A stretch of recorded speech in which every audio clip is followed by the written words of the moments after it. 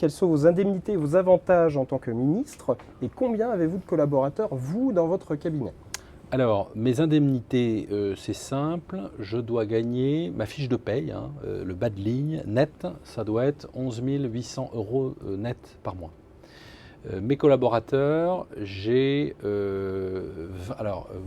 Premier ministre m'a attribué une enveloppe de 20, enfin un quota de 20 collaborateurs. Actuellement, au ministère de l'Éducation nationale, j'ai 18 collaborateurs à mon cabinet.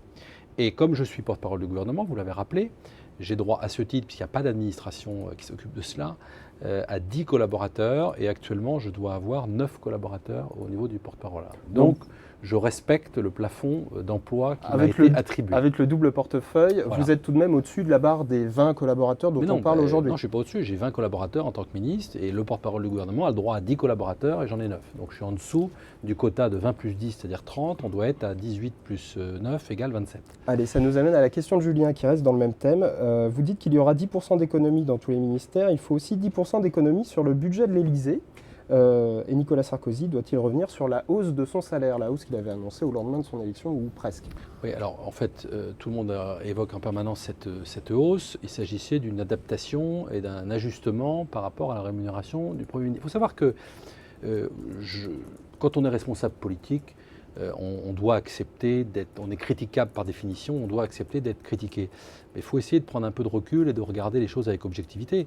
Il y a moins de 10 ans, il y avait encore des fonds secrets et les ministres se rétribuaient avec des coupures en liquide. Il ne faut pas oublier ça. Et les collaborateurs étaient payés avec des fonds secrets et des coupures en liquide. Tout ça, c'est fini. Les emplois fictifs, c'est fini. Alors, il faut arrêter. Alors, je reviens maintenant sur le budget de l'Élysée. Nicolas Sarkozy est le premier, je dis bien le premier chef de l'État à avoir autorisé, à avoir demandé à ce que le budget de l'Élysée soit contrôlé. Et il est contrôlé pas par n'importe qui, par la Cour des comptes. Il a accepté que la Cour des comptes, chaque année, pas une fois, chaque année, mette son nez dans les dépenses et dans le fonctionnement de l'Élysée. Donc vous avez un rapport de la Cour des comptes qui audite chaque année, il y a un audit des finances de l'Élysée.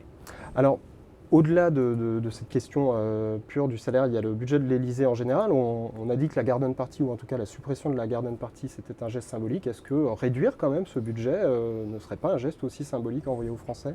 Écoutez, d'abord, je ne suis pas en charge de la gestion du budget de l'Élysée. J'ai le sentiment qu'à chaque fois qu'il a fallu s'adapter dans un sens ou dans un autre, l'Élysée a montré l'exemple, et je cite notamment l'autorisation qui est faite à la Cour des comptes de venir auditionner, qui est une grande nouveauté. La Garden Party, oui, c'est un vrai symbole, c'est un coût, c'est de l'ordre de 700 000 euros, mais c'est vrai que c'est un vrai symbole. Au moment où les gens se serrent la ceinture, c'est aussi normal qu'on montre l'exemple et qu'on fasse des économies sur nos dépenses de fonctionnement. Moi, je vais le faire de mon côté.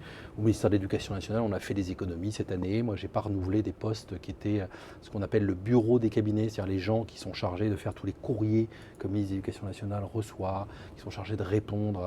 Il y a une énorme correspondance, 1 million de personnes en interne, plus tous les élèves, 12 millions d'élèves, plus les parents d'élèves. Vous imaginez le nombre d'interlocuteurs.